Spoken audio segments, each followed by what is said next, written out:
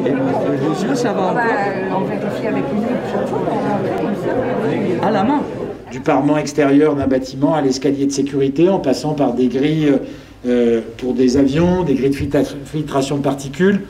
Les applications de ces toiles métalliques sont infinies.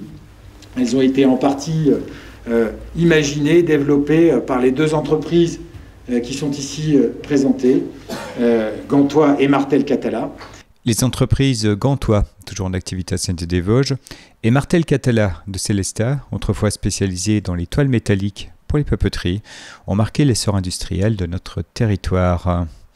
Le musée Pierre-Noël nous invite à revivre l'aventure technologique et économique de ces deux industries emblématiques d'un savoir-faire industriel remarquable dans une exposition proposée par l'association La Poulie avec la participation du fonds Marcel Catala. Le plus petit, c'est 0,012 microns, plus fin qu'un cheveu. Et Martel Catala était la dernière entreprise de la série avant effectivement que Albany International le prenne en charge, et on est passé à ce moment-là du tissage métallique au tissage plastique, et maintenant il n'y a plus d'industrie justement de toiles métalliques ou plastiques pour le papier à Célestat. Elles sont parties en Corée. Les toiles métalliques ont pris des dimensions, je dirais, énormes.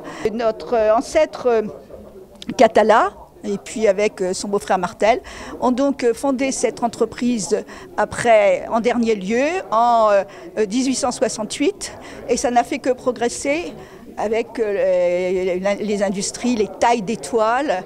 Ce sont des machines à tisser automatiques et qui sont faites selon les commandes des papetiers, selon la qualité du papier, selon l'épaisseur. Donc les toiles sont différentes, elles sont faites, je dirais, sur mesure.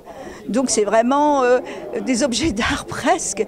Chaque papetier a sa façon de faire différents types de papier, donc il commande selon les qualités, longueur, taille dont il a besoin. Et après, ces toiles métalliques plus plastiques rentrent dans les papeteries, et c'est à partir de là que la pâte à papier est égouttée.